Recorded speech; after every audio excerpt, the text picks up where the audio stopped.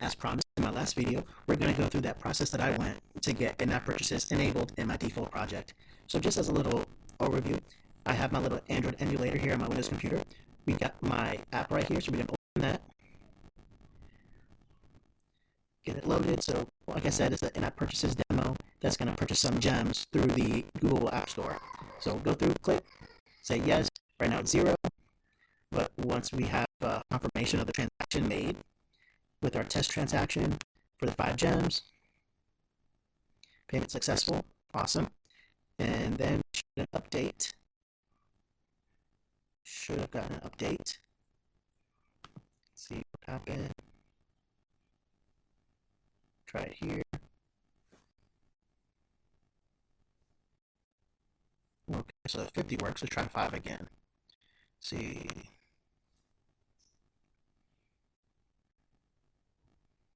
All right, so for some reason, it looks like the 5 is messing up.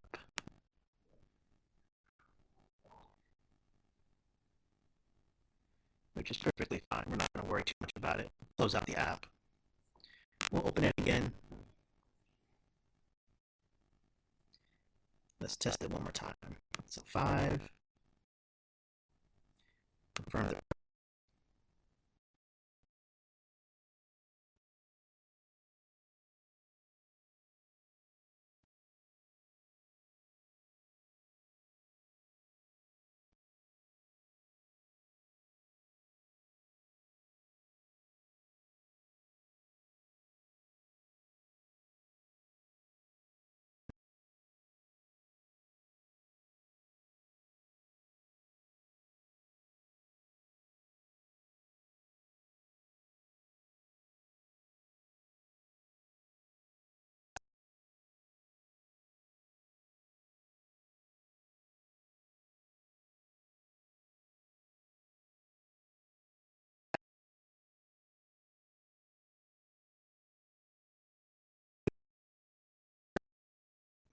Defold project.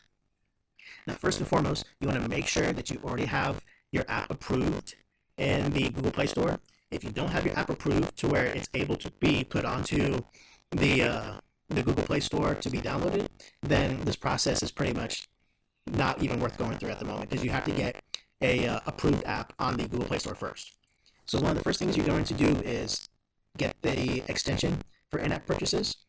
So we'll go down here, open up our game project, and you'll find the dependency section here under the project file. You're going to add in that extension. So it's a GitHub extension that gets added in as a dependency, so that way you're able to get access to the extension. Now you can get the in-app purchases extension here. You just copy and paste the master zip right here. This is the latest version that you would get. So you can copy paste that there. And then, of course, Defold has a manual on kind of the steps that I went through, and you can find that also there, and it kind of goes through the process. But there's a few things that I found that worked better for me, so I did that instead. But we'll talk about that once we get into the project. So here we got a couple of links that you can go to be able to get the extension link that we need. We pop it in there. Now you got to make sure that you do fetch libraries. If you don't do fetch libraries, then that extension is not going to be there. Let's see. I'll copy and paste this, take it out. We'll do fetch libraries, just so you can get an idea. And we should see this go away. Or try deleting, maybe not.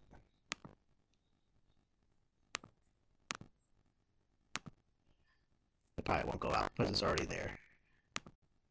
Oh, there we go. That probably will do it. Fetch library. See? So now it's gone since we don't have the dependency there. So we're going to put the dependency back. So once again, the extension is gone. So we're going to fetch libraries. Extension is back. So that's what you want to make. That's one of the first things you want to do in your Defold project is open up that project, get that link, put it in the dependency section, fetch libraries. So that way we have access to the extension. The next thing we want to do is, of course, you want to set up a GUI, because you're going to do the in-app purchases in a GUI. So you set up a GUI, you set up a GUI script, and add that in there. So I'm not going to go through how to make a GUI or anything like that for this video. We're just going to focus on the scripting part. If you know how to make a basic button that basic button will work just fine. But we're just going to go through and talk about the scripting part and then the App Store part. So we're in here. We got our in-app extensions. One thing you want to make sure you do is look at build.gradle under the extension folder, and you want to make sure you have this. If this dependency for implementation of the billing is not in the build.gradle, then you won't have access to in-app purchases. If it's not there, basically once you get into the Google Play Store, so once you get into here, this will tell you that you need to upload an APK that has billing, the billing requirements set up. Basically, having this in the build.gradle needs to be there before you create and bundle that Android application. So that's one of the first. That's the next thing after getting the extension is going through the files, finding build.gradle, and making sure you have this billing client line on there. If it's not, then just add it in there so that way you have access to billing. And once you get into your approved app, you'll be able to create products. So you'll see up here, I have a couple of local variables. This is the product ID that you find here. That product ID can be whatever you want it to be. I simply went with the package name of my file and added a couple of descriptors, so gem.small, gem.medium, gem.large for 5, 50, 500. And I just went through and made local variables there. Next up, you'll see this IAP listener that is basically listening for any particular product being hit, in terms of sending a message saying, hey, this product is being bought. So you'll see we have iap.finish transaction. So all of this is in there. The transaction.state. So all of that, there's a number of other lines you can see. Let's go here. So you can see a number of different things that you can go. So there's purchasing, purchased, state unverified, state failed, state restored. I just did a state purchase, basically saying the purchase has finished, concluded, and now you can go through and do what you needed to do. So here we have a transaction identification. Now you're not going to see this stuff in the API references, but I have found that if you do, let's open this up. So you got different things that you can do. So there's ident, so identification, title, description, currency code, and price string. All of those will populate information that actually got inputted into your product here. So you can play with those if you want to and see what does what. But here we're just saying that the transaction here is identifying that our gem small, so the first $5, the 5 gem purchase has been purchased, and then I send a message posting to gem small, which we'll see in a little bit. So that's getting sent someplace else. You got a little error text. If some error happens, this will pop up saying what the error is. Make sure that we set the IAP set listener. Here is where once the game is initialized and is up and running, it'll have the set listener listen for our local function that we have up here. So anything that the set listener is looking for comes into here, and whatever conditions have been met in terms of the transaction identification, then we get things moved elsewhere. So now we get into our on message. So this is where the buying happens. So you'll see iap.buy for our gem small variable. Like I said, we've got local variables up here. So you do the iap.buy, that basically pops up with the confirmation of Google Play saying, hey, this is the price to buy the 5 gems in the game. Do you want to buy it? You click yes, or you exit out and say no. That's where that comes from. And now, of course, once this is completed, then we get up here, and that's when the gem small, as you can see, gem small, gem MD for medium, gems large for LG. You see all the same identification transaction stuff right here. So that's getting into the buying part. Next part here. Now here's where I have the gems updating via that little inventory counter up top above all of the pricing table. So you'll see gems small, gems medium, gems large. And then here is just all the UI that you could see via the 3 different pricings and the power button down at the bottom. So of course I'm going to leave some all of this in the description, so that way you can copy and paste it if you need to and kind of play with it from there. If you do have other questions, feel free to let me know, and I'll definitely reply back with whatever answer I can come up with. But before we finish off, we need to figure out how this comes into play, because these three IDs are very important to get the actual transaction to work. So let's go into our in-app purchases demo that I have gotten approved in the Google Play Store console. So you'll see the three different items here. We'll just go into this one, which is our first tier. So you'll have the name, the description, you set the price, and then of course you see our little product ID there. We'll create a new product. So the product ID, it can be whatever you want it to be. Well, it's not exactly whatever you want it to be, but you want to make sure that it's an approved type of situation. So I can make that the product ID. Now, one thing to note, this product ID, whatever you name it, it cannot be changed. So you want to make these very distinctive that you like and all that. Then you can do the name, you do the description, set the pricing. When you save it, then you want to activate it also. So we'll just go through and say test showing creation of product.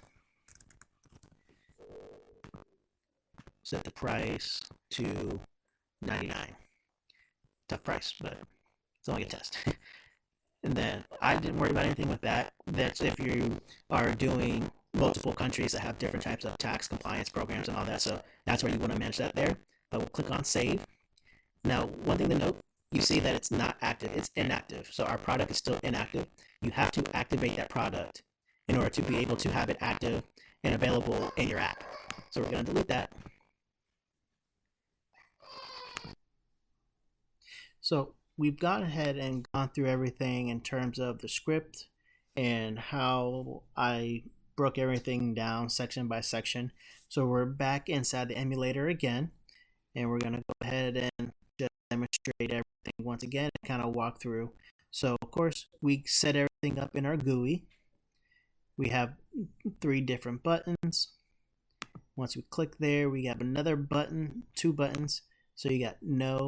So if you didn't want to confirm yes, and then yes will open up and it'll display everything in terms of what we saw in the Google Play Store. Tap to buy, payment successful, and then everything should update. Obviously the 5 is not working, which is quite all right, as long as the other ones are working.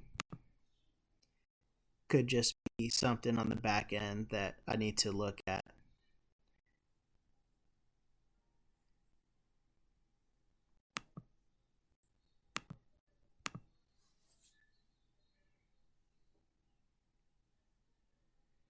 So let's see if 50 will work. 50 didn't work, 500 didn't work.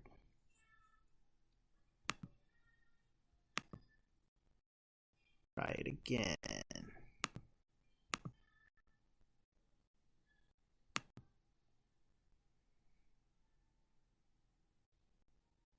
So as you can tell, I mean, it does work. It's working like it should. Just for some reason the app is messing up, which is perfectly fine. I mean, I am on an emulator, so it's probably not going to work perfectly every time. But I mean, as you can tell from the previous video, it does work. So that's the process that I went through to get everything kind of set up. Like I said, I wasn't going to go through setting up a GUI or anything like that. It's just mainly getting these steps down for enabling the in-app purchases. And if you need to know how to create a GUI, you can leave a comment that said create a GUI, and I'll go through the process of how I created the GUI for my in-app purchases app here. But with that, there's nothing else. So thank you for listening, and it's game over.